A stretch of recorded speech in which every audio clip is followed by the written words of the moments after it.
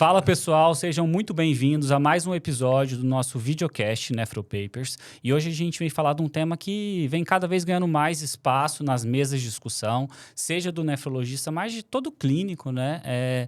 Que é obesidade. E a gente, obviamente, dentro do NephroPapers, a gente vai falar do link da obesidade e doença renal crônica e falar como que a gente pode fazer o tratamento, seja farmacológico, seja cirúrgico, seja não farmacológico, da obesidade no paciente com doença renal crônica. E para falar sobre esse assunto tão importante, eu estou aqui com um time de peso do meu lado, doutora Maria Estela, representando também NephroPapers. Pessoal, como estamos? E, além da gente, né, trouxe um convidado muito mais que especial. Especialíssimo. Já disse aqui que eu vou ficar no papel de entrevistador, né? Acho que os dois vão falar muito mais do que eu, responder muito mais que eu, que é o Eduardo Nakamura, da equipe do EndoDirect. Não é a primeira vez que a gente tem trabalhado junto, é sempre um prazer estar com vocês. Décima vez. Décima vez, meus cálculos. Bota a parceria nisso. E bota uma pessoa organizada, né? Então, pessoal, obrigado pelo convite e espero trocar muitas figurinhas aqui, né? Aprender um pouquinho com vocês também.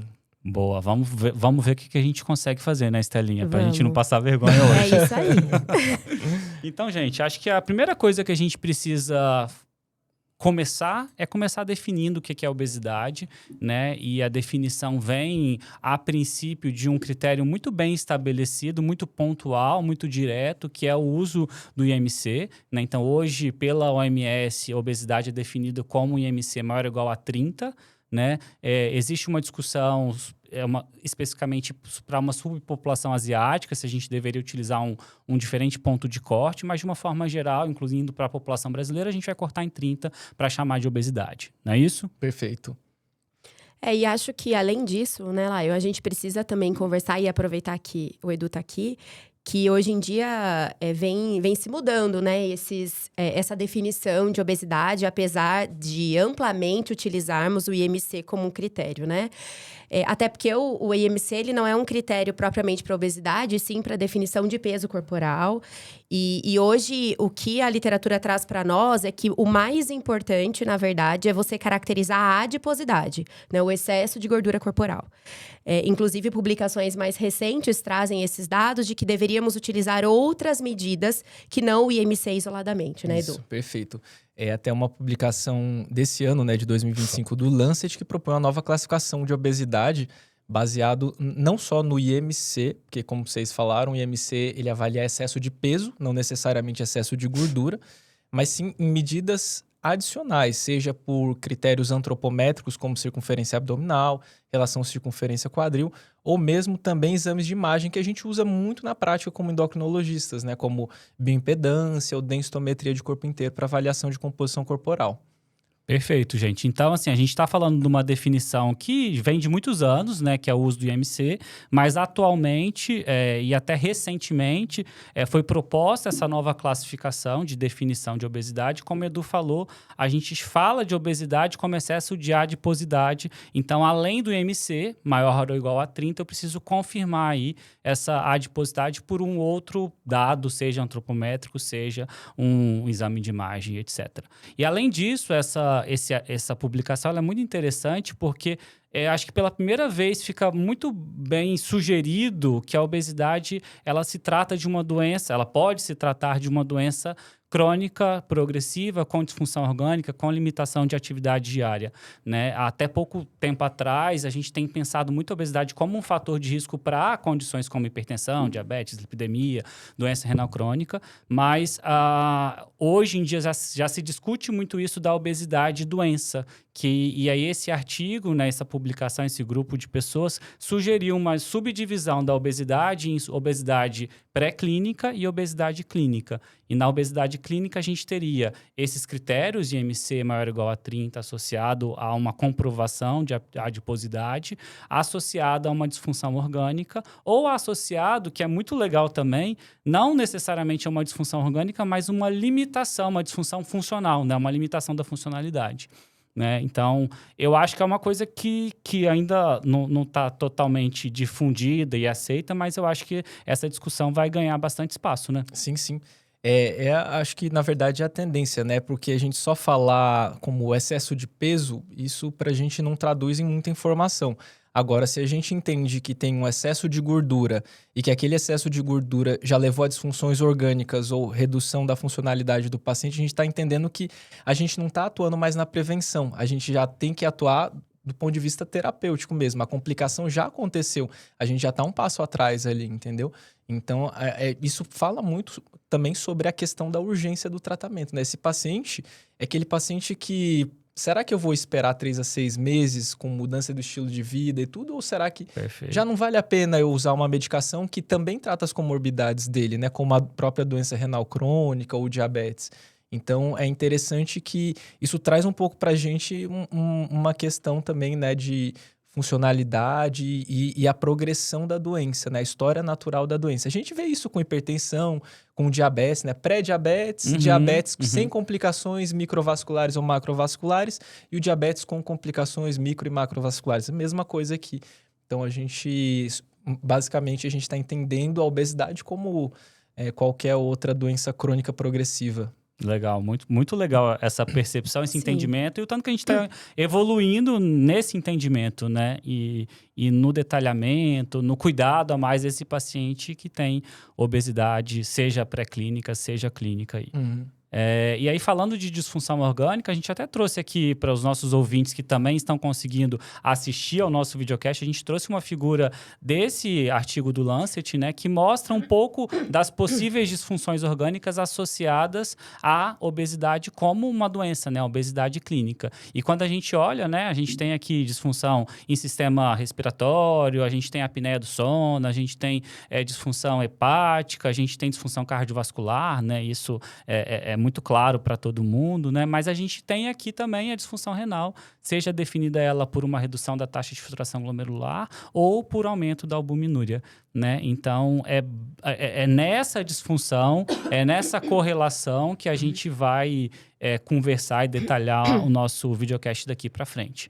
Certo, Estelinha? Certíssimo. E acho que, considerando tudo isso que os meninos falaram, a urgência, né, de se tratar obesidade, de discutir esse assunto, que a American Heart Association propôs uma nova definição mesmo, um novo conceito em 2023, que é a síndrome CKM, né, que é a síndrome cardiovascular, renal e metabólica, que leva em conta a integração de todos os fatores de risco para o desenvolvimento de doenças cardiovasculares e metabólicas, mas dando um destaque central para a obesidade, né, para a adiposidade, como um fator de gênese de todas essas doenças, né, da maioria dessas doenças.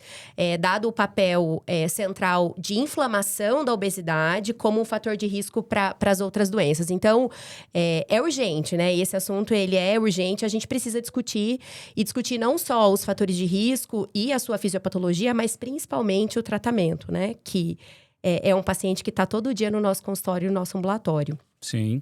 E do ponto de vista renal, Laio, antes do Edu dar um show de tratamento aqui pra gente... Aí vai ser só com ele, né? Só a gente com ele. Coloca a câmera nele e segue. E segue até o final. Eu acho bastante importante a gente discutir que, para nós, né, nefrologistas, já que estamos no NephroPapers, a obesidade ela é um fator de risco independente para a progressão da doença renal crônica. Boa. E por muito tempo a gente não entendia o porquê isso acontecia, né? Porque quando está associado à hipertensão arterial ou ao diabetes, fica fácil da gente entender o porquê que os pacientes obesos progridem mais, né? Do ponto de vista renal. Acho que a grande questão era aquela pergunta assim, será que a obesidade ela é um fator de risco para desenvolver hipertensão, para desenvolver diabetes, dislipidemia, e aí, por consequentemente, né? o paciente desenvolver DRC? Ou será que, independente de ter diabetes, independente de ter hipertensão, o paciente com sobrepeso ou com obesidade, ele tem um fator de risco ali independente para desenvolver DRC? Então, essa era uma pergunta que a gente tinha, mas que hoje eu acho que fica muito clara essa resposta, né? Sim, é claro que os pacientes... Fica claro, né, para nós que os pacientes que têm obesidade ou sobrepeso, independente dessas outras doenças metabólicas e cardiovasculares, eles progridem mais, né, para estágios finais da doença renal crônica. E o motivo disso a gente ainda não sabe explicar necessariamente porque isso acontece, mas parece estar relacionado a um processo inflamatório crônico aí de baixo grau a que esses indivíduos ficam expostos por muito tempo, né, levando à hiperfiltração glomerular. Mas o porquê que a hiperfiltração acontece, eu acho que tem um longo caminho antes, né, então Então, esse processo inflamatório, esse excesso de adipocinas, e que acaba que a gordura é também um local extrarrenal de síntese de angiotensinogênio. Porque fica muito fácil a gente entender que a hiperativação do sistema renina-angiotensina-aldosterona acontece no rim num contexto de hiperfiltração, né? Pra gente, nefrologista endócrino. Mas por que isso no contexto de obesidade poderia acontecer, né? Então, a gente sabe que o adipócito, ele produz angiotensinogênio. Então, a gente tem dois locais que levam à hiperativação desse sistema renina-angiotensina-aldosterona. Então, o fato é que temos, né, a hiperfiltração glomerular. A hiperfiltração glomerular leva, né, a estresse oxidativo, leva a aumento de fibrose renal e, consequentemente, a progressão da doença renal crônica para estágios finais. Então, acho que isso é super importante porque pauta a nossa terapêutica, não só no tratamento da obesidade, mas também na proteção renal, que é indiscutível para esses pacientes. Perfeito. E a gente tem dados epidemiológicos que associam o fato de ter sobrepeso e ter obesidade com maior risco de progressão para DRC estágio 4, 5, até mesmo falência renal. Sim. E é interessante que isso é relativamente incremental / proporcional. À medida que vai se aumentando o IMC, aumenta-se o risco acumulado relativo ali daquele IMC causar ou estar associado à progressão da doença renal crônica. E além disso, né, além de ter dados epidemiológicos, hoje é muito bem definido uma entidade que a gente chama de glomerulopatia da obesidade, né, que acontece por hiperfiltração, e a gente vê a apresentação clínica e a apresentação histopatológica, né, de uma GES adaptativa com a apresentação clínica de proteinúria ou subnefrótica ou nefrótica, mas não necessariamente com síndrome nefrótica, provavelmente por esse mecanismo de hiperfiltração glomerular. É o mesmo que a gente vai ver naquele paciente que é nefrectomizado, é o mesmo que a gente vai ver naquele paciente transplantado, paciente hipertenso de longa data, né? Então, é um processo fisiopatológico que se assemelha muito a esses outros tipos aí de pacientes. Sim. Não é frequente a gente fazer biópsias desses pacientes, até né? Pela dificuldade técnica, muitas vezes, né? E muitas vezes porque não são pacientes com proteinúrias significativas. E mesmo com proteinúrias significativas, ao atribuir a hiperfiltração, a nossa conduta pouco mudaria, né? No que diz respeito à terapêutica. Então, não é nefroproteção. Exato. Não, e perda de peso, né? Então, falando de perda de peso, né, vamos falar aí do tratamento da obesidade. E aí, antes da gente chegar no tratamento farmacológico, a gente precisa lembrar, e é indispensável que a gente lembre do tratamento não farmacológico, que vai ser sempre sempre um tratamento ali de apoio, pelo menos, né? A gente nunca pode abrir mão do tratamento não farmacológico e só pensar no tratamento farmacológico. O problema das mudanças de estilo de vida, né, que são aí atividade física, dieta, é que muitas vezes a gente não tem um resultado sustentado tão satisfatório, né? Um resultado a longo prazo tão satisfatório. Isso. Acho que inclui a questão do longo prazo, né? E também a magnitude do resultado. Que na maioria das vezes, quando a gente institui modificações de estilo de vida, a gente está falando de uma perda de peso de 5%, 7% do peso corporal, né? Que comparado com o que a gente tem que hoje comparado com o que a gente tem hoje, uma perda de peso discreta, mas isso não significa que não seja importante, né? Vale a gente ressaltar aqui, deixar bem claro que toda a terapêutica farmacológica que a gente tem bem estabelecida para tratar a obesidade foi em estudos que instituíram modificações de estilo de vida para ambos os grupos, né? Tanto para quem recebeu a medicação quanto para quem recebeu o placebo. Então, aquele resultado, por exemplo, que a gente vai falar da semaglutida, 15% de perda de peso em média, Perfeito. Isso é o paciente que recebeu modificação e de estilo de vida, de orientação, dieta hipocalórica e exercício físico. Agora, se o seu paciente ele resolve só usar a medicação sem esse componente de estilo de vida, primeiro, isso vai estar associado com uma recuperação de peso a longo prazo, né? E não vai entender muito bem a lógica do tratamento. A gente falou lá no começo do episódio, a obesidade é uma doença crônica e progressiva, como hipertensão, dislipidemia, doença renal crônica, diabetes. Então, não adianta a gente tratar por um determinado período e esse paciente ficar sem acompanhamento. Ele vai recidivar a doença, né? Então, a mesma coisa aqui. Principalmente aqui, quando a gente está falando de redução de recuperação de peso, né? O exercício físico é fundamental, né? Então, a gente precisa entender que não quer dizer que, isoladamente, eles não tenham a magnitude do efeito que a gente espera, que eles não sejam importantes. É fundamental e importante esses pacientes serem acompanhados também de um ponto de vista multiprofissional, né? educador físico, nutricionista, psicólogo e também a equipe médica. Perfeito. Fazendo uma analogia com doença renal crônica, né? É tipo fazer um estudo de uma nova droga que retarda a progressão da DRC sem que aquele paciente esteja usando Iacabra, né? Então, quando a gente vai para qualquer estudo, seja inibidor de SGLT2, finerenona, todos os estudo com análogo de LP1, todos eles têm lá 95, 98 dos pacientes estavam usando IECA ou BRA, né? Por conta de ser uma medida que é imprescindível para o tratamento daquela condição.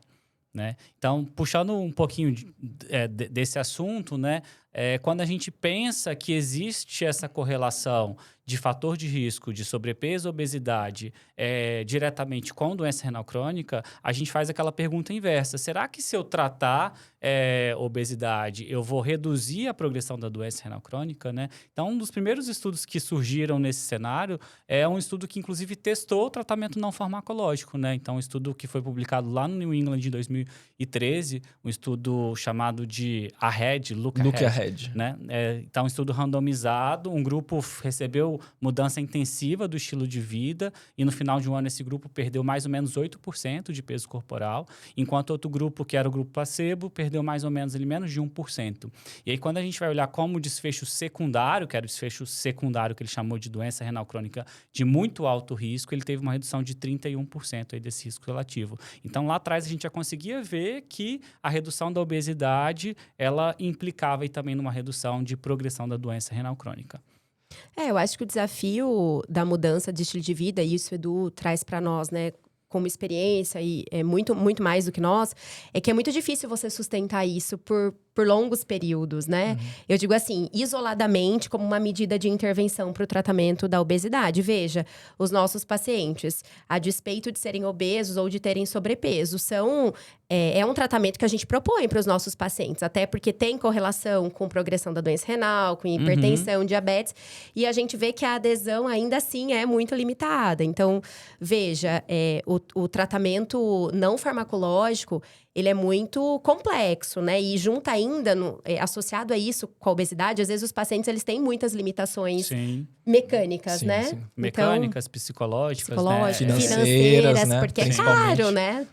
Exatamente. E, infelizmente, a gente não tem nenhuma medicação liberada pelo SUS para tratamento da obesidade aqui no Brasil, né? Então, assim, a gente fica muito limitado a tratar esses pacientes que realmente não têm as condições de obtenção desse perfil de medicação, né? Então, mas assim, a gente espera que isso vai mudar ali num futuro breve. E eu acho que a partir do momento que o sistema de saúde começar a entender o impacto não só na perda de peso, mas na redução de todas as complicações associadas à doença, à obesidade e, consequentemente, doença cardiovascular, doença renal crônica, eu acho que vai começar a entender o verdadeiro custo-benefício daquela intervenção. O custo se justifica, né?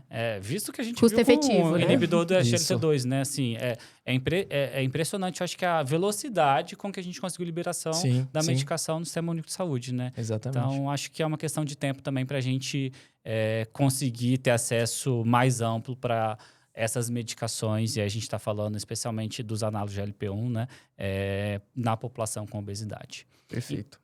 Então, acho que a gente falou um pouquinho de tratamento não medicamentoso, mas a maior parte do nosso tempo aqui a gente vai dedicar a falar das maiores novidades dentro do tratamento da obesidade. A maior novidade, sem dúvida nenhuma, é do tratamento farmacológico, falando especialmente de análogos de GLP-1. Né? Quando eu penso em medicação, quando você pensou em medicação para tratar a obesidade, alguma coisa vem na sua cabeça antes de análogo de GLP-1, Edu? Não. Não, acho que a gente fica com evidência mais forte para os análogos de GLP-1 mesmo. É até uma questão que a gente estava discutindo aqui antes de começar o podcast, se a gente falaria aqui em incretinas, né, incretinomiméticos, tudo, que a gente precisa lembrar que tem os inibidores da DPP-4, da dipeptidase 4 também, que também, né, de certa forma, eles causam ali um prolongamento da atividade do GLP-1 endógeno. Mas, assim, nem de longe eles têm a mesma magnitude de efeito sobre o peso, benefício cardiovascular e renal. São medicações que, assim, a gente gosta de usar, né? Principalmente nesse perfil de população de pacientes com doença renal crônica, né? Já que elas podem ser usadas ali até em dialítico, inclusive. Sim, pouco efeito colateral, relativamente não tão caras assim, Sim. né? Então, dá para acessar ali. Isso, mas assim, realmente são neutras no peso, né? Então, e não mostraram ter realmente esse benefício cardiovascular e renal que a gente vê nos derivados, né? Nos análogos de GLP-1 mesmo. E acho que vale a gente, antes da gente falar sobre os estudos, os exemplos e tudo mais, é que, assim, não é tudo no mesmo balaio, né? Quando a gente fala de análogos de GLP-1, a gente tem os mais antigões lá, que vem desde os tempos do derivado do veneno do monstro da Gila, né? Do lagarto. Lá longe. Que eles encontraram lá um peptídeo na saliva deles, que é a exendina 4, né? E aí foi esse derivado da exendina, a gente tem os antigos, né? Exenatida, lixisenatida, que assim, a gente não viu esse benefício que a gente está discutindo nesse episódio. E a gente tem aqueles que... são até mais antigos, né? Mas não antigos. Causaram esse alvoroço não causaram. todo que os novos trouxeram, né? Exato. E aí a gente tem os que se assemelham ao GLP-1 humano, né? Que aí a gente tem as glutidas mesmo. Dulaglutida, semaglutida, liraglutida. E aí a gente vem mais recentemente para os análogos duais ou análogos triplos, né?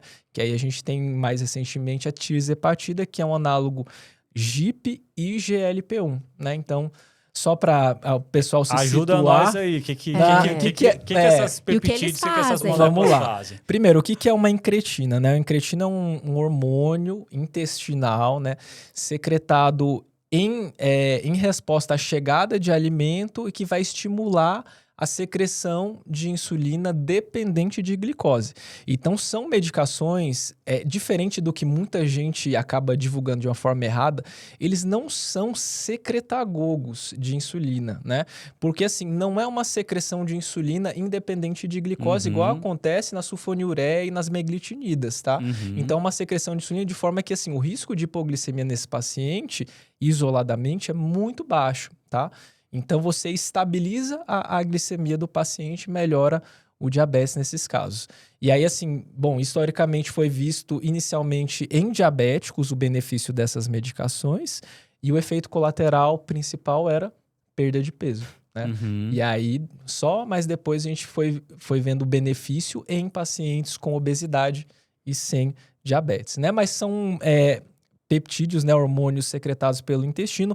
O GLP-1 ele tem esse efeito de retardo no esvaziamento gástrico, intestinal, efeito sobre saciedade também, um efeito orexígeno, ali a nível central também, hipotalâmico, tá? Que daí vai o principal mecanismo pelo qual ele faz perder peso, exatamente, né? Um efeito, né, anorexigênico, né? Então ele bloqueia vias ali da fome, tá? Ali a nível hipotalâmico. E o GIP, né? O GIP, ele também é uma incretina, né? Ele é secretado ali pelas células K intestinais e ele tem um efeito de amplificação do GLP-1, tá? Ele tem um papel de modulação do glucagon, diferente do GLP-1, que ele tem um papel de supressão do glucagon. E ele também tem um efeito ali a nível de tecido adiposo, talvez sensibilizando a ação da insulina também e talvez até fazendo ali uma diferenciação no tecido adiposo marrom. Mas isso tudo mais ali a gente está falando de estudos in vitro, né? Estudos com roedores, a gente não tem tanta clareza, né? Em relação aos benefícios do GIP nos seres humanos, mas a gente entende que ele é um amplificador dos benefícios do GLP-1. Então, legal. Ó, muito. Já aprendi bastante. Tudo. Já podia acabar aqui. Não, calma lá que eu tenho muitas dúvidas ainda.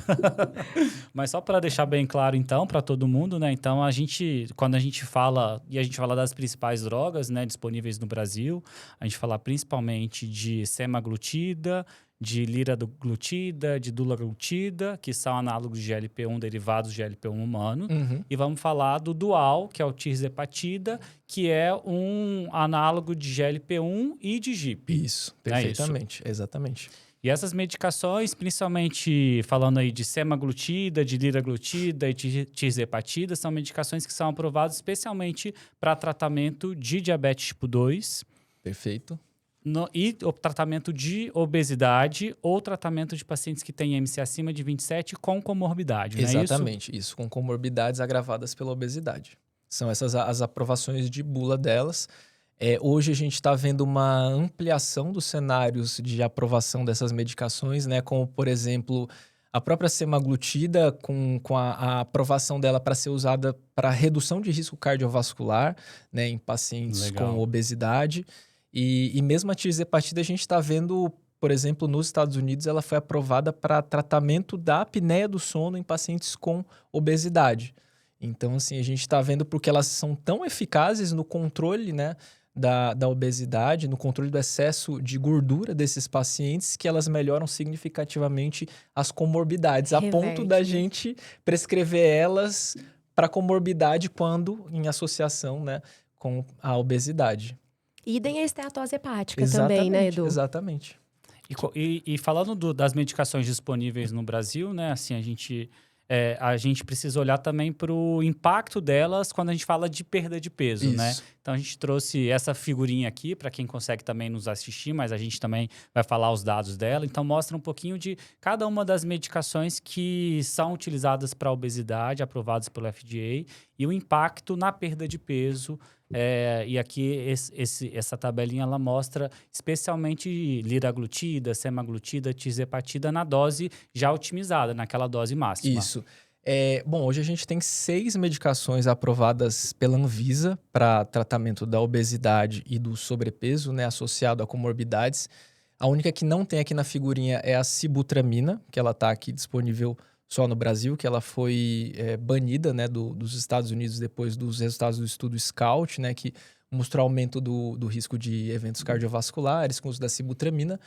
Aqui a gente não tem a fentermina, tá? Nem a fentermina com o topiramato. A gente tem o topiramato isolado e, de uma forma off-label, a gente poderia simular, né, semelhante ao que acontece com a fentermina com o topiramato, com uma sibutramina com o topiramato, para tentar alcançar um resultado semelhante, inclusive com um estudo brasileiro recentemente publicado mostrando o benefício dessa combinação, tá?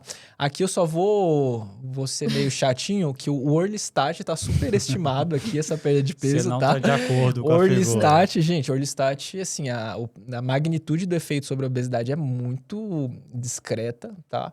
Eu diria que é uns 5% estourando, aí tá, quase 10%, né?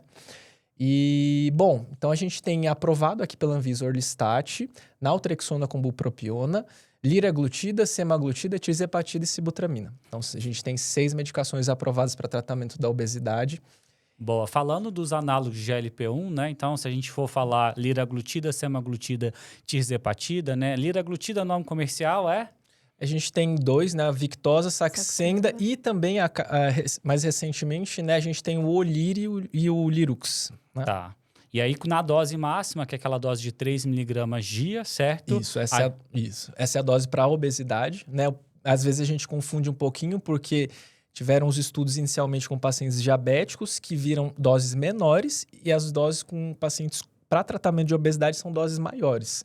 Então, assim, a liraglutida, a dose para diabetes, 1,8 miligramas subcutâneo, que é a dose alvo, e para obesidade, 3 miligramas subcutâneo diário, tá? Para tratamento da obesidade. Semaglutida... E a gente chegou a uma perda de peso ali por volta de 8% com a liraglutida 8% nessa dose menos. máxima para obesidade, 3 miligramas dia. Isso. Né? Lembrar que a liraglutida é exclusivamente de administração subcutânea. Isso, subcutâneo. E é administração diária. Diária, exatamente. Né? Então, ali é 3 miligramas ao dia, certo? Isso. E a gente começa com uma dose mais baixinha. E essa dose ela vai sendo aumentada a mais ou menos uma vez por semana? Isso, o escalonamento é semanal. A gente geralmente começa com 0,6 miligramas subcutâneo uma vez ao dia. E a cada 7 dias você pode progredir em 0,6.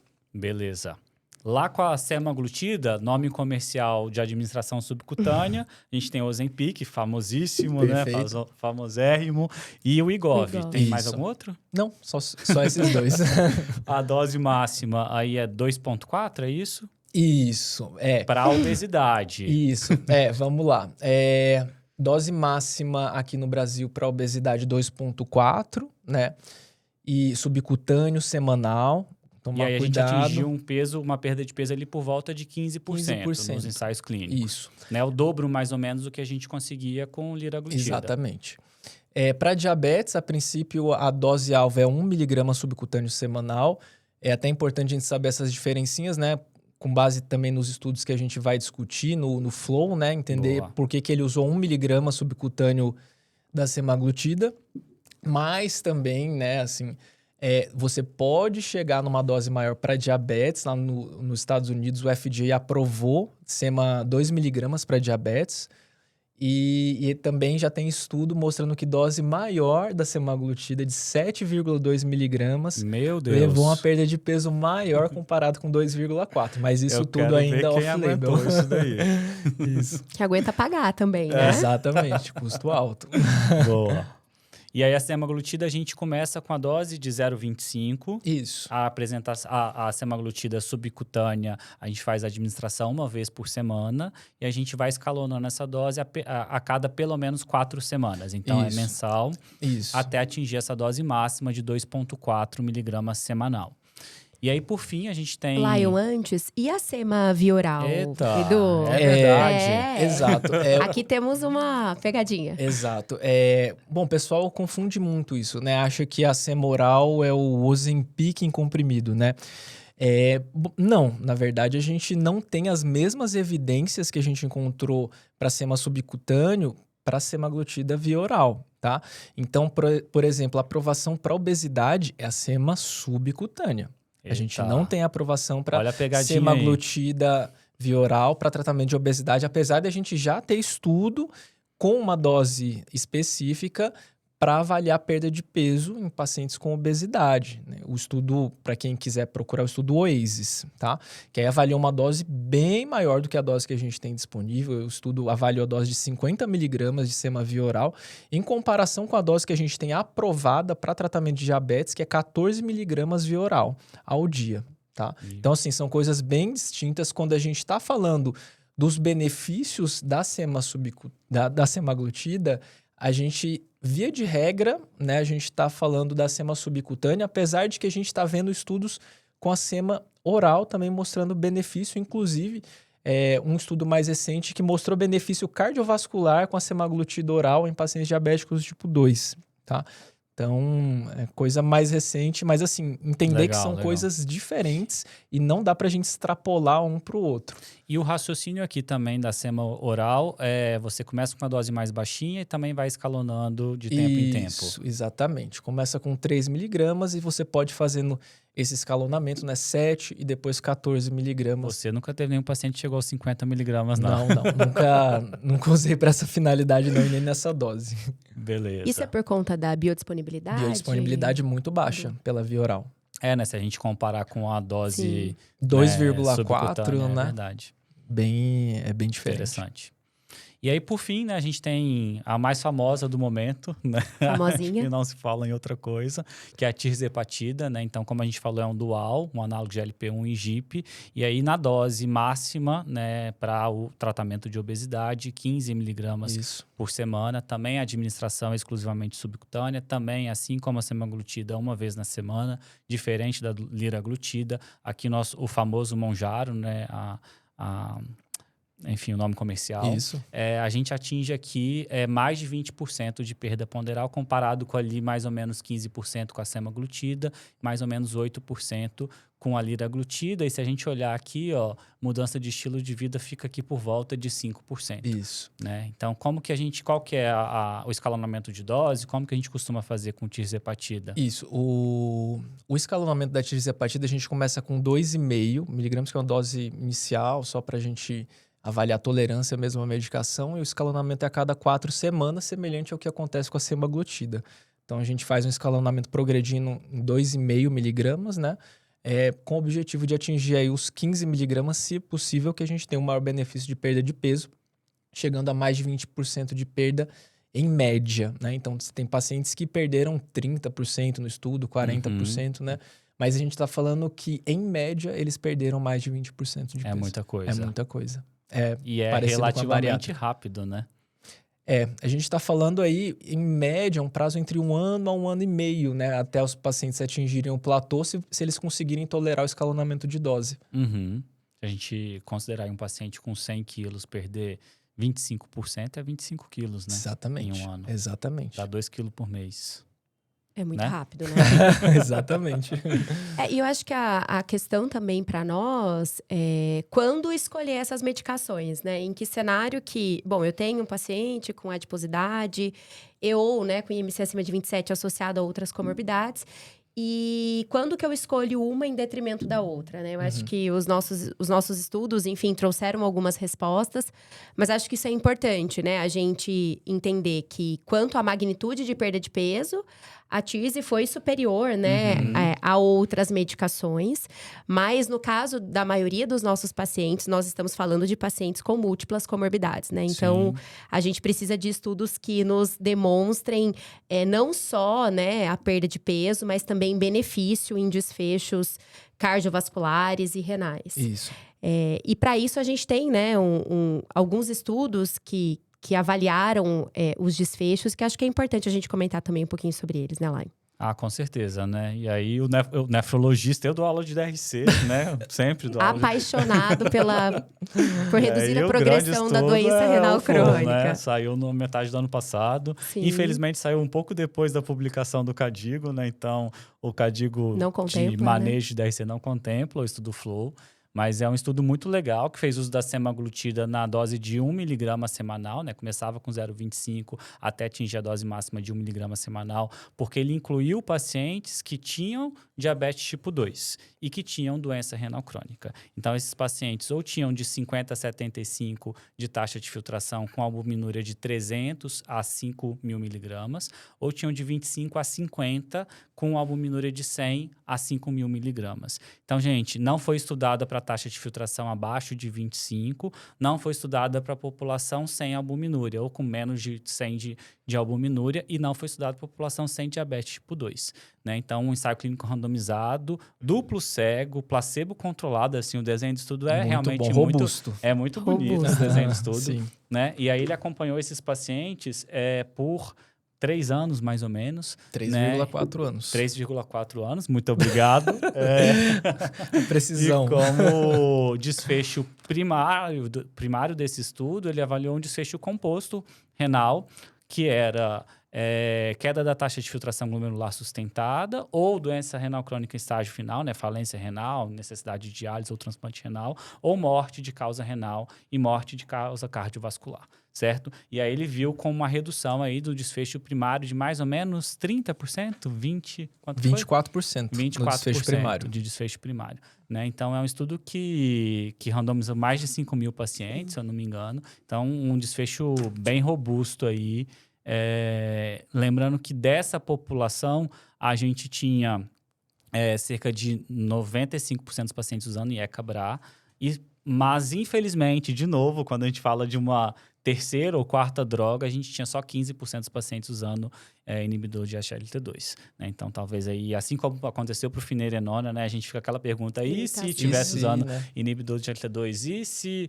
E a restrição proteica na era do inibidor? Então, tudo agora virou Qual uma pergunta... Qual seria o efeito residual, né? Se todo mundo tiver com IECA-BRA mais inibidor de SGLT2, quais são a amplitude dessas intervenções novas, né? Mas é um estudo que, sem dúvida, ganha muita importância se falando do paciente com diabetes tipo 2, lembrando que o IMC aqui era de 32, né? Então, talvez para a população obesa, em que a gente vê que tem uma amplitude de redução de peso muito importante, talvez a gente tenha que colocar ali como uma droga que tem que chegar antes, né? Às vezes de até outra, às vezes antes da finerenona, antes, né, de até outra intervenção. Isso. E eu queria falar algumas coisinhas em relação a esse estudo. Primeiro é que a dose da semaglutida, que foi 1 miligrama subcutâneo semanal, que é a dose usada para tratamento de diabetes, né? Que a perda de peso média dos pacientes no estudo com a semaglutida foi uma perda de peso relativamente discreta, né? A gente está falando de uns 4 a 5 quilos, né?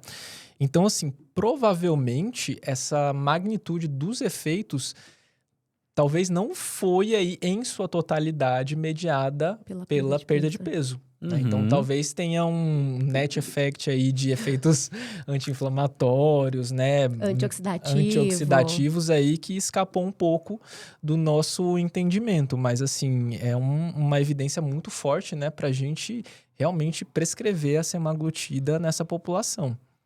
Aqui só fazendo uma correção, eu peguei minha colinha aqui, 3.533 pacientes. Boa. Não bateu em 5.000, Precisão. Né? E aí, assim, falando de característica da população, né? Então, pacientes com diabetes tipo 2, quase 8 de glicada, como eu falei, IMC de 32, a média de taxa de filtração glomerular de 47 e a média de albuminúria quase batendo em 600, né? Então, essa é a população melhor estudada ali.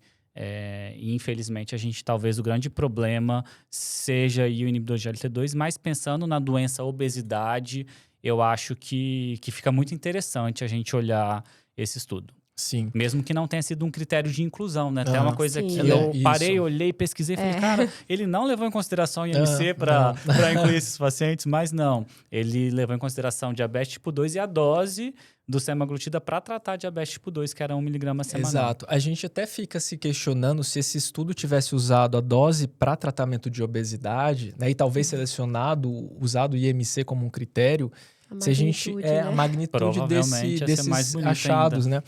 Até falando assim, ele foi interrompido precocemente. Foi depois da análise. Talvez ele tivesse sido interrompido mais precocemente. Exatamente, já pensou. E aí, assim, quem deve estar ouvindo agora deve estar se fazendo a pergunta assim, poxa, e quem tem obesidade e não tem diabetes, será que testaram essa medicação? Bom, testaram, a gente tem um estudo pequeno aqui que eu trouxe, o SMART Trial, né?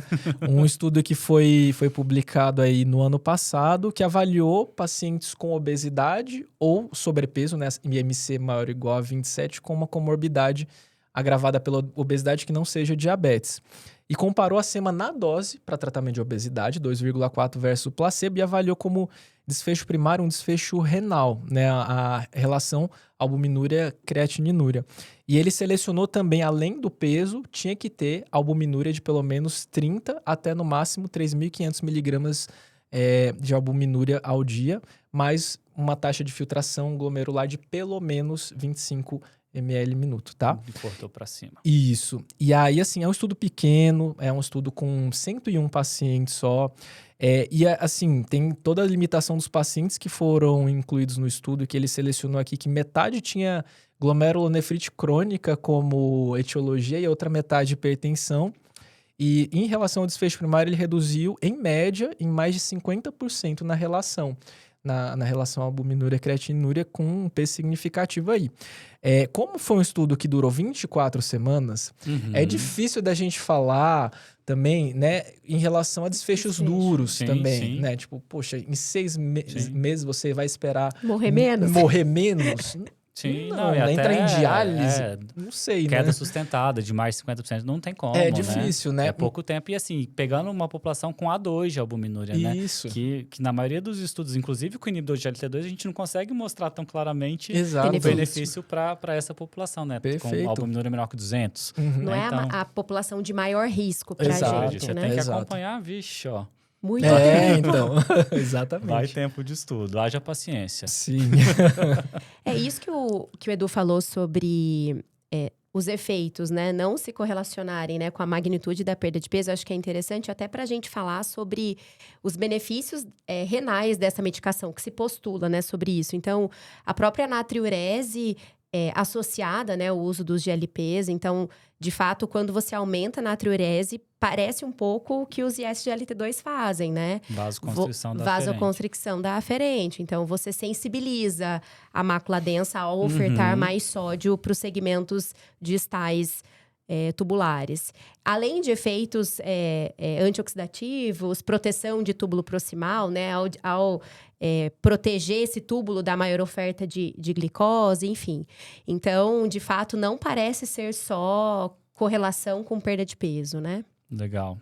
E aí, gente, mais recentemente também a gente teve a publicação dessa meta-análise, né, de 12 ensaios clínicos publicados de 2016 a 2024, aí com quase 18 mil pacientes que tinham taxa de filtração glomerular reduzida, e aí ele comparou, né, análogo de GLP-1 com um placebo, e aqui está incluso vários estudos com várias drogas, né? Mas a maioria dos estudos, o maior peso dos estudos foram os estudos, o Flow Trial, sem dúvida, foi um dos que teve mais peso. O Leader, que foi um estudo com liraglutida, também teve bastante peso.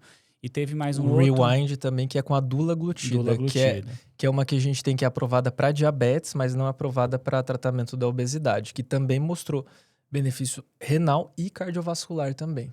Legal. E aí, quando a gente olha, é bem bonita essa figurinha, né? Porque ela mostra uma redução aqui de desfecho renal composto, né? Avaliado em 10 trials com mais de 15 mil pacientes, uma redução aqui do risco relativo de 15%. E aqui, quando ele olha estratificado para a taxa de filtração glomerular, isso ele fez porque cada trabalho ele utiliza um critério de desfecho composto renal diferente, né? Uns cortaram em queda sustentada mais que 30, outro mais que 40, outro mais que 50, mas a gente vê que acontece, é reprodutível em todos esses trabalhos, né? E, obviamente, acho que isso daqui não resta muita dúvida, né? Do benefício cardiovascular e mortalidade geral com o uso dessa medicação. Então, pensando aqui no benefício dessa medicação para DRC, começa a surgir um pouco mais de evidência na literatura. Ainda o grande ensaio clínico randomizado, que é o que dá mais peso aqui, a gente está falando 31% de peso nessa meta-análise, né? Sim, foi o Flow Trial, que é o estudo que a gente especificou mais detalhes.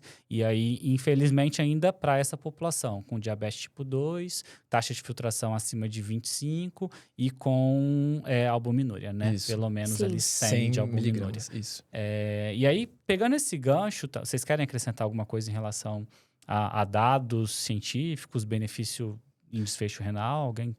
Eu só queria comentar em relação a essa meta-análise, né? A gente tem que tomar um cuidado com a extrapolação dos resultados desse estudo, né? Como você falou, Lion, a gente teve um grande peso para o Flow, para o Rewind, né? Para o Sustain e para o Leader, né? Aí a gente tem evidência principalmente do quê? Liraglutida, semaglutida subcutânea, né? E a dulaglutida com o Rewind também. Então, assim, é difícil a gente falar, por exemplo, da semaglutida via oral, que se você pega, por exemplo, o Pioneer 5, que avaliou, né, especificamente nessa população de diabético com doença renal, ele não mostrou significância de efeito, né, em desfecho clínico. Então, assim, não é porque a meta-análise mostrou que o efeito A classe. que assim, que eu vou poder usar qualquer um para ter um benefício renal e cardiovascular no meu paciente. A gente tem que tomar cuidado também em não sair extrapolando esse resultado para todo e qualquer GLP-1. A gente lembra até que, assim, os mais antigos, isso, né? Boa. Exenatida, Eu não vou nem arriscar falar os nomes aqui. E isso, assim, eles também não mostraram benefício renal, né, nessa população, tá? Perfeito. Então, gente, puxando o gancho aí, a gente falou de ponto de corte, taxa de filtração glomerular, então é uma medicação que a gente pode usar para a população que tem obesidade ou que tem diabetes tipo 2, com as indicações que a gente já comentou, e lembrar que é uma medicação que, a princípio, não tem ponto de corte para a gente ter contraindicação. Quando a gente fala de taxa de filtração glomerular, certo? Eu posso utilizar, inclusive, no paciente com DRC estágio 5. Isso, né?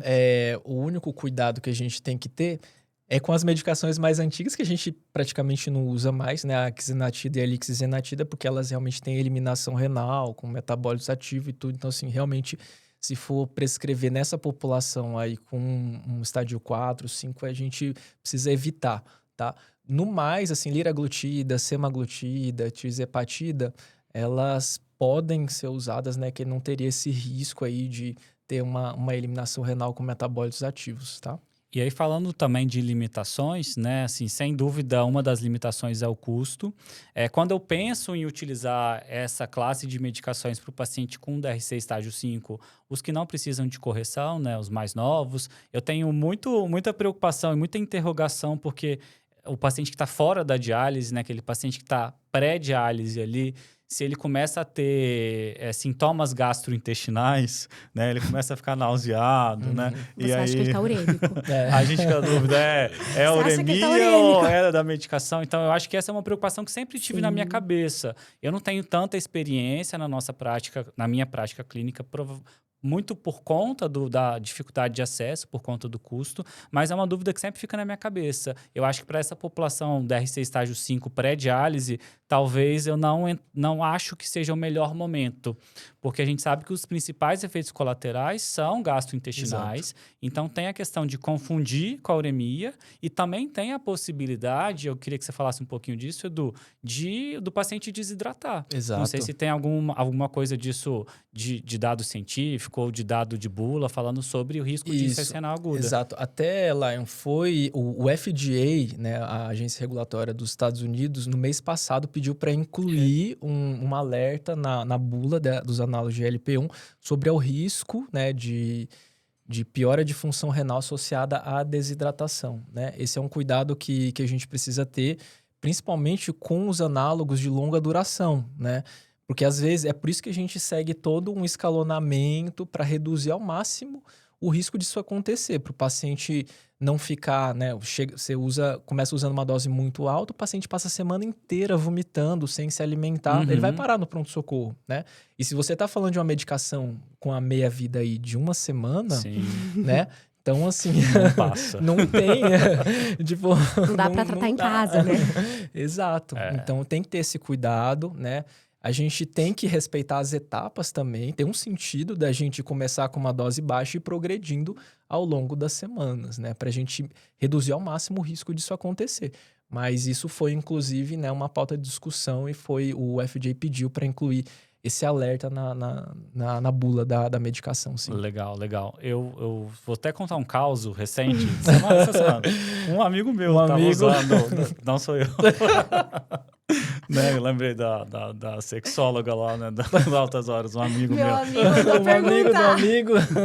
Então, um amigo meu começou, eu acho que ele tá sem acompanhamento, começou a usar o Wegovy, já tá usando já faz algum tempo, mas começou também para perder peso Jardiance, né, inibidor de GLP-2. Nossa. Creatinina 1.4 de 2 meses atrás, repetiu o exame 1.77 dessa semana. Provavelmente por quê? Você usou uma droga que dá náusea, que você tem menor acesso à água, né? Você acaba ingerindo menos. E uma droga que faz natriurese, que faz aquarese, então... E que tira um mecanismo contrarregulatório, né? Então, e aí eu acho que é puramente pré-renal. A gente já começou errado aí, né? Porque prescrever uma glifosina para tratamento de obesidade ou sobrepeso, não dá, né? aí não, pois né? Mas aí o argumento foi... Mas esse é um problema que a gente vive atualmente, né? O uso... exagerado. Autoprescrição também, né? Dessas medicações de uma forma geral, né? Mas o argumento foi, eu perco glicose na urina, eu perco caloria na urina. Não. Mas não perde quase nada de peso, né? Mas, enfim. Exato. Não, agora eu achei um motivo para ele parar de usar. Foi até bom você ter tocado nesse ponto, porque assim, a perda de peso com as glifosinas é uma perda de peso discreta, tá? A gente tá falando assim, 2 a 3 quilos de perda de peso. E no início só, né? E no início. E assim, quando a gente está falando de uma medicação para tratamento de sobrepeso e obesidade, a gente está falando de uma medicação que precisa levar uma perda de peso de pelo menos 5% para ela ser considerada, né? Uma perda de peso clinicamente relevante, né? Então, assim, a gente não... É claro que se o paciente é diabético e tem um sobrepeso ou uma obesidade... A gente vai ficar super feliz com a prescrição da glifosina, né? Não só a gente quer tratar a comorbidade, o excesso de gordura, mas a gente não quer atrapalhar a perda de peso, né? Então, se possível, uma coisa que a gente sempre, cada vez mais tenta, né, colocar um pé atrás é com a insulinoterapia, por exemplo, nos diabéticos, porque a gente sabe que isso está associado ganho de peso, né? Então, até se você for consultar SBD, Sociedade Brasileira de Diabetes, American Diabetes Association, coloca lá, antes de prescrever insulinoterapia no diabético, avalie a possibilidade de prescrever um análogo de GLP-1. Justamente porque você vai atuar em 2 morbidades, né? O diabetes e a obesidade. E a gente sabe que isso daí é um ciclo vicioso, né? O ciclo da diabesidade. Então não foi não era o tema aqui, mas só pra gente colocar uma vírgula aí. Então, acho que para falar um pouco, e aí fechar essa parte de efeitos colaterais, né? A gente já apontou bem claro que o principal é trato gastrointestinal. Eu quero fazer 2 perguntas. A primeira é, existe diferença entre as medicações em relação a efeito colateral? Tipo, uma causa menos do que a outra. E a segunda, se tem algum outro efeito colateral que você julga que também é importante a gente levantar aqui. Tá. Em relação a efeito, assim, o que a gente sabe é que quando a gente está falando dos análogos GLP-1 derivados do GLP-1 humano, a gente está falando de 1/4 a 1/3 de efeito gastrointestinal. Náusea, vômito, tudo. Tudo vai depender da dose, né, que a gente prescreve para o paciente, porque assim, a gente sabe que é um efeito dose dependente. Uhum. Então, quanto maior a dose que você usar, maior a probabilidade do seu paciente ter náusea, vômito, diarreia ou constipação.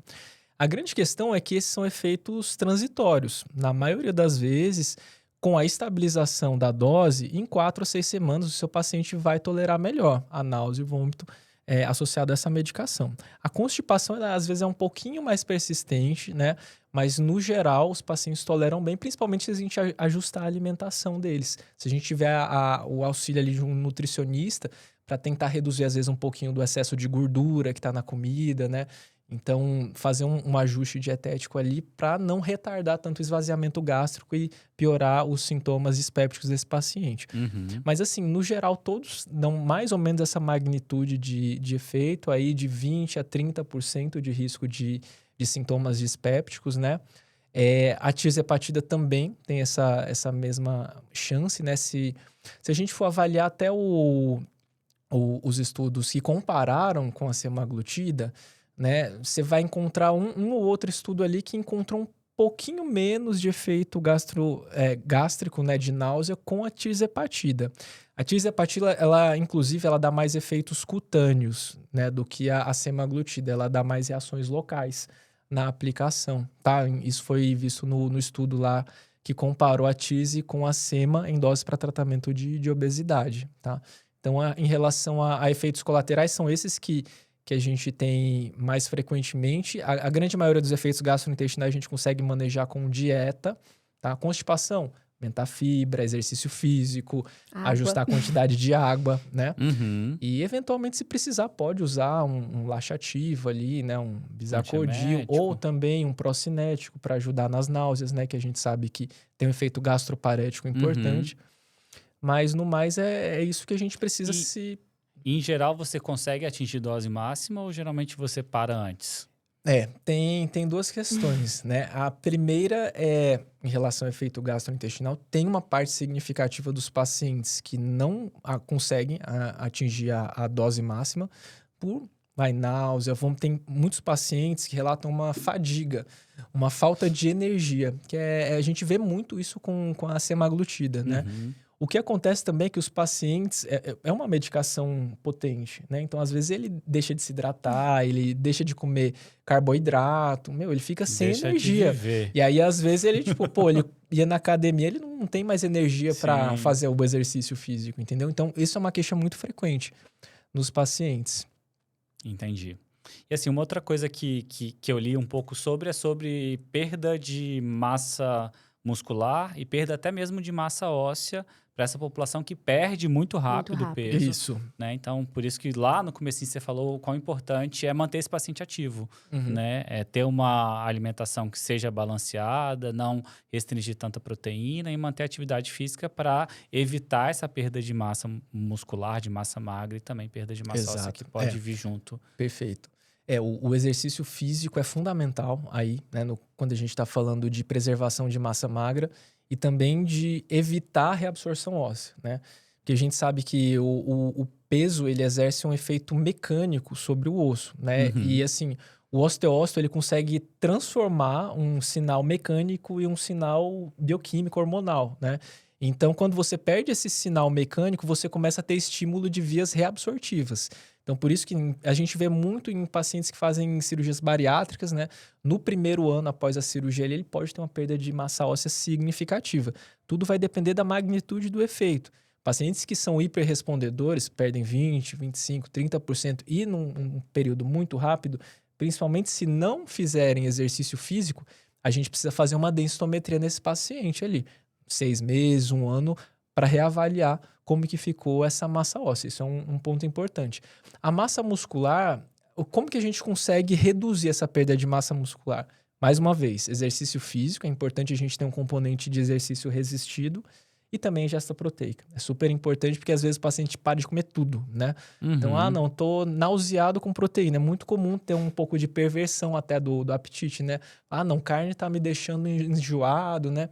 Então, deixa de comer carne e aí acaba ficando, né, com uma perda de massa muscular e até às vezes piorando a composição corporal. Isso não é a média dos pacientes. Em geral, os pacientes eles têm uma melhora da composição corporal, mas é inevitável também eles perderem uma parte disso em massa magra, né?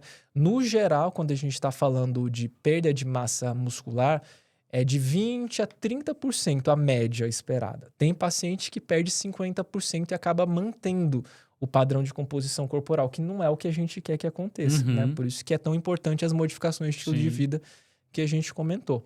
Mas, no geral, de 20% a 30% seria o esperado para uma perda de peso. Show de bola. Acho que outra população que a gente precisa tomar cuidado são pacientes idosos, né? Que é muito o nosso dia a dia, assim. Porque são pacientes que já têm, né, uma composição corporal de massa magra menor, né, pela própria idade.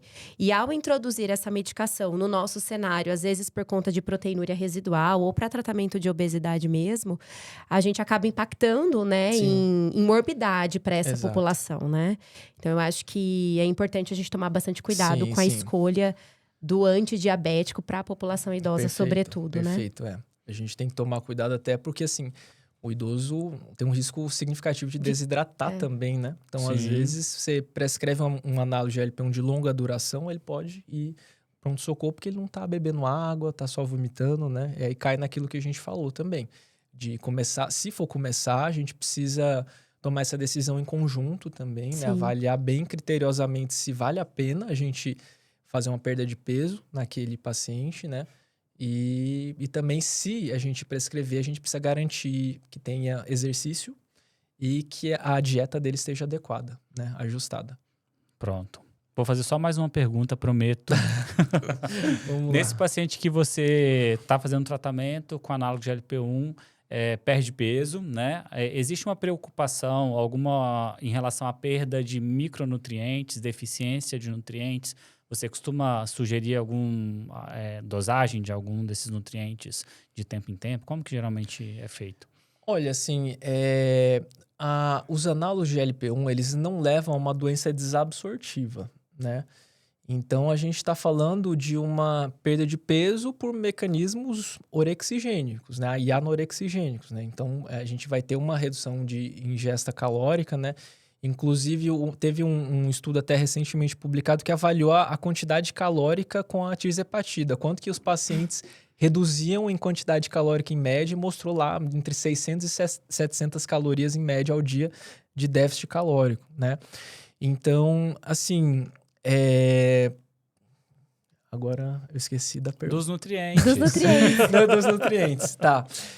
Então, não tem um componente desabsortivo, mas principalmente naqueles pacientes que perdem muito peso, a gente precisa ficar atento quanto ao risco de desnutrição mesmo. Justo. Então, é importante esse paciente acompanhar com um nutricionista para deixar uma dieta bem equilibrada, não faltar nenhum micronutriente ali na alimentação. Ingesta proteica, a gente sempre bate nessa tecla, né? De pelo menos 1 grama por quilo ali de proteína o paciente ele tem que ingerir. E a gente também fica de olho em alguns déficits nutricionais. Vitamina D, um paciente com sobrepeso e obesidade já é uma população de risco para deficiência.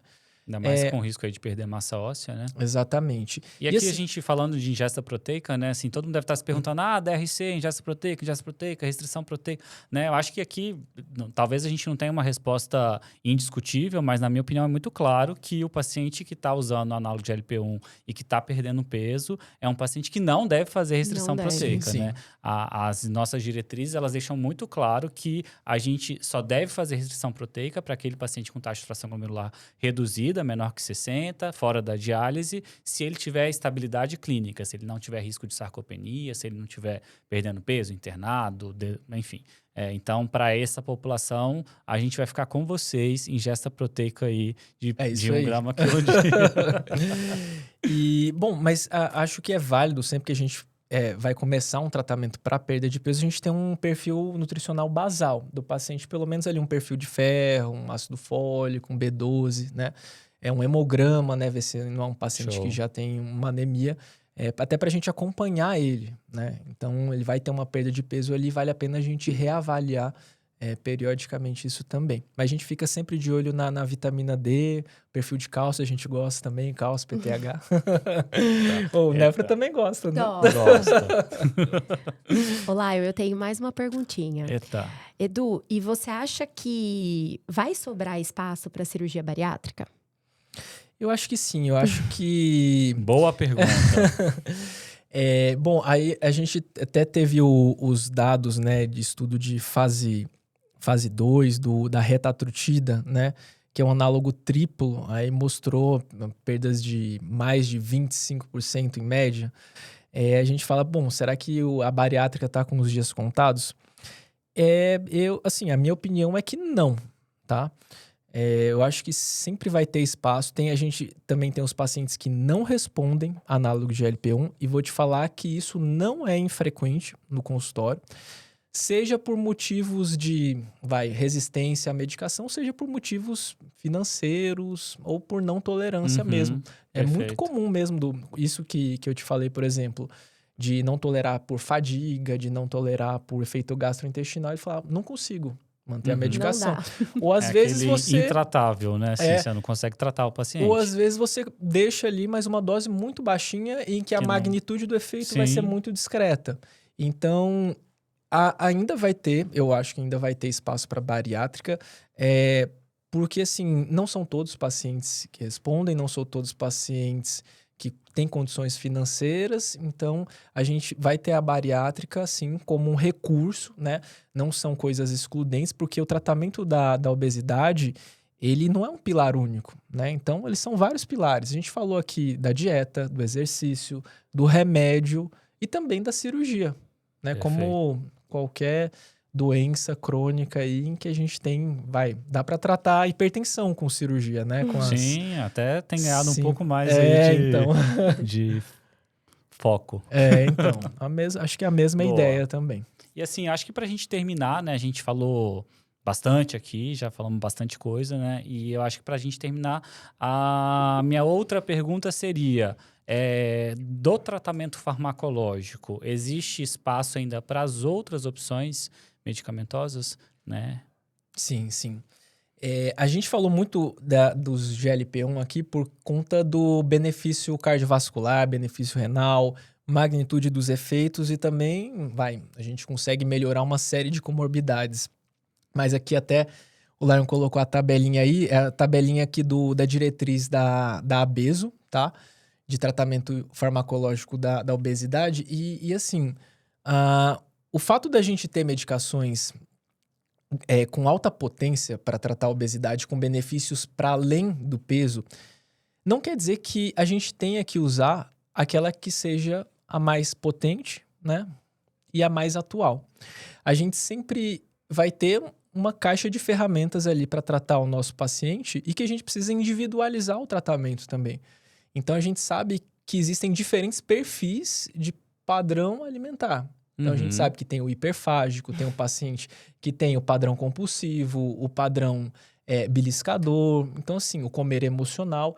E dependendo do padrão alimentar do paciente, ele vai se beneficiar de uma determinada classe medicamentosa.